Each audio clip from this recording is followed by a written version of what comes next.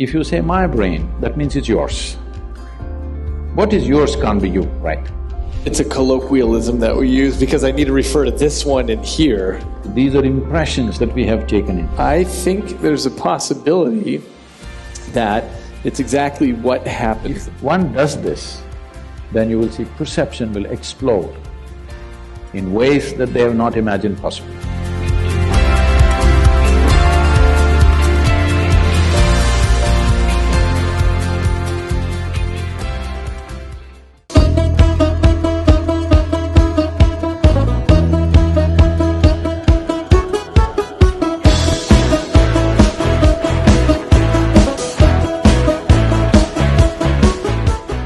What is the you that can be separated from the physical?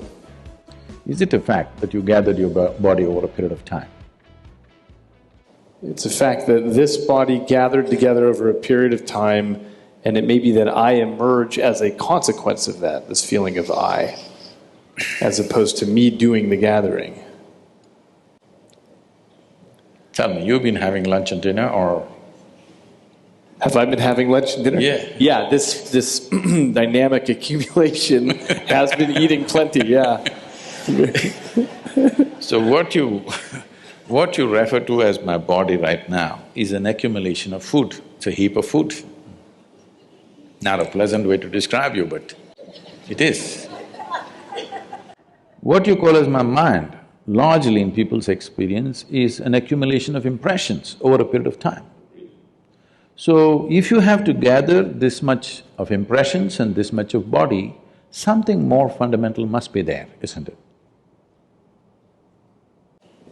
Houston, Texas is an accumulation of roadways and buildings, but we wouldn't say that Houston was there and then gathered. You are not a piece of geography.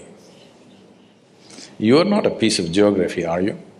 Well, maybe exactly that, a physical being. I'll tell you why from my perspective that seems like a possibility. It's because we're across the street from the world's largest medical center, and every day there are thousands of people there whose geography is changing because of Alzheimer's or stroke or tumor or traumatic brain injury, and who they are changes. It doesn't seem like there's something fundamental that outlasts damage to the tissue. See, you're talking about thought and emotion. The biggest mistake we have made is, we have given too much significance to human thought. Whatever you think is only happening from the limited data that you have gathered, yes or no? Yes. So the data that you and me have gathered, however big we may think it is, in terms of the cosmos, it's minuscule, it's nothing. It's really not of any consequence. So from this minuscule of data that we have gathered, we are generating some thought which could be useful in making our lives, it could be useful in creating a few things, it could be useful fundamentally for our survival and to enhancement of our survival process, all this. But it doesn't give you access to life. Thought and emotion is psychological drama that's happening within you. You can conduct it any way you want. You're talking about somebody had a tumor or Alzheimer's or an accident or something and the drama went wrong. The drama can go wrong even without any of those ailments. You ask people. People's drama goes wrong without any accident or injury or ailment, just like that, drama goes wrong on a daily basis for a lot of people. We usually give that a name though, something like depression or a psychotic break. That's a business. Not one I'm making any money on. I'm saying there's only this much. Either your faculties are taking instructions from you or they have become compulsive for some reason, all right? Either your body and mind, you can conduct it consciously or it's become compulsive. That's all that's happening. Whether you call it physical ailment or mental ailment, all that's happened is just this, that your fundamental faculties of existence on this planet is your body and your mind. These two things, you have lost grip over them. So it can become this kind of ailment or that kind of ailment or whatever, but fundamentally you have lost charge. That's all that's happened. If your body and your brain took instructions from you, would you create depression? Would you create illness? Would you create anything? You would create highest level of pleasantness for you, isn't it? We certainly would if there were a separate you that could gain that control. See, we can come to this like this. There is something called… because I see that you keep referring my brain. If you say my brain, that means it's yours. What is yours can't be you, right? It's a colloquialism that we use because I need to refer to this one in here. I need to specify which brain I'm talking about. See, when I say my hand, I know even without my hand I can still exist. Similarly, if certain parts of the brain are gone, our ability to think and feel the way we were doing it earlier may be gone, but still that person is not gone.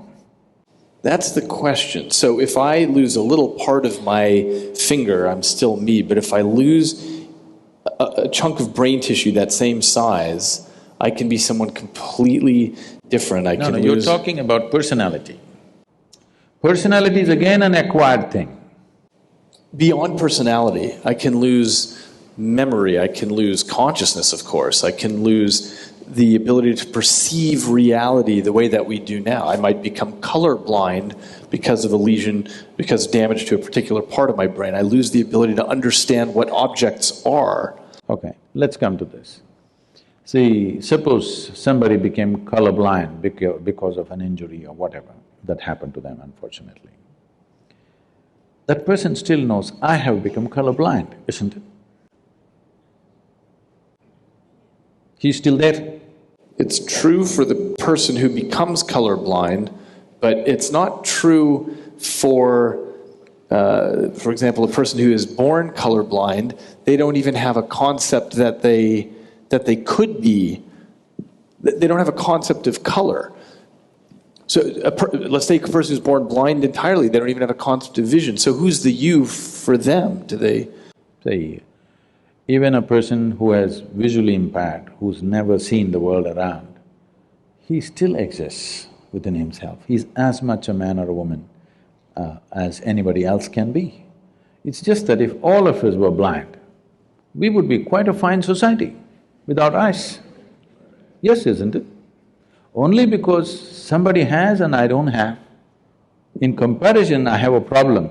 Otherwise, if none of us had eyes, you think we wouldn't have found our way around? We would have. Maybe not the same way, in a different way. Oh, I totally agree, because in so many dimensions… There are mammals who are flying by, sound.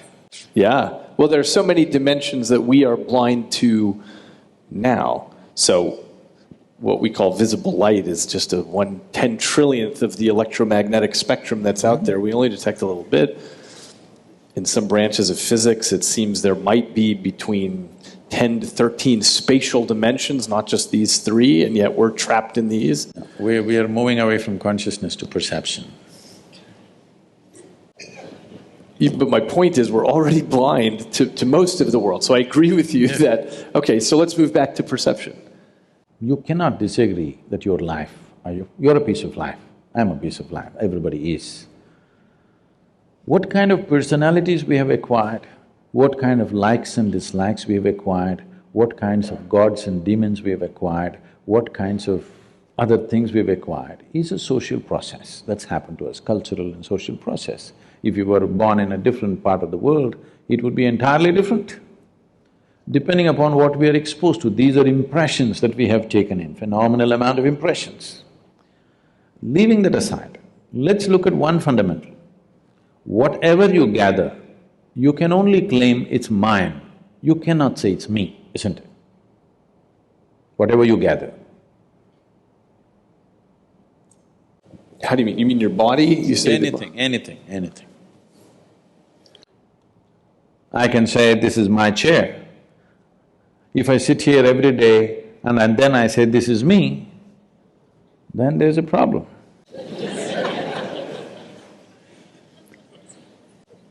I think there's a possibility that it's exactly what happens, that the stuff that this piece of life can end up controlling becomes me. The reason I think of this as my hand is because it's most of the time is under the control. My hand is okay, no problem.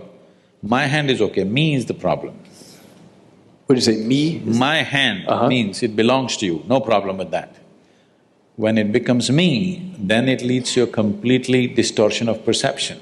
Okay, I think so. You're talking about identity, what you identify yourself as.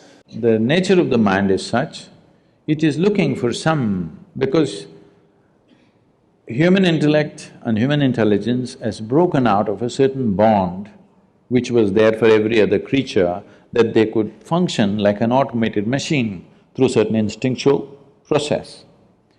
What has happened with the human being with the process of evolution is, the human being has broken out of that instinctual process, and there is an intelligence which has to function consciously.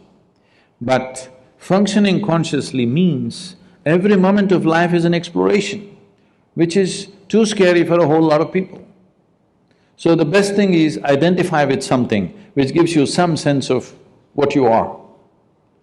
But this some sense of what you are, which you took on based on your social and cultural backgrounds, what you took on, makes sense for your survival process, but not for explorative process. It doesn't explore life, it keeps you sane, it's a good solace, it helps you to sleep well in the night, but it doesn't awaken a different dimension of knowing, it doesn't awaken the possibility of exploring dimensions which are not yet within you. So if this has to happen, the most important thing is to be able to sit here not identified with anything. When I said, it's so hard to remain uneducated in this world, because everybody is busy wanting to teach you something. This is all I did in my life, to remain uneducated, not to be influenced by parents, by family, by religion that's happening around you, culture that's happening around you, education that people are forcing on you, just to be the way creation intended you to be, simply. See, I may not fit into the university milieu, but I'm okay, you know. Just simply the way you were born. Not tangling up your intelligence to any particular thing, either your nationality or your religion or your race or your creed or your family or any kind of identity or your gender or whatever, simply to be able to view your life just as a piece of life. If one does this, then you will see perception will explode in ways that they have not imagined possible.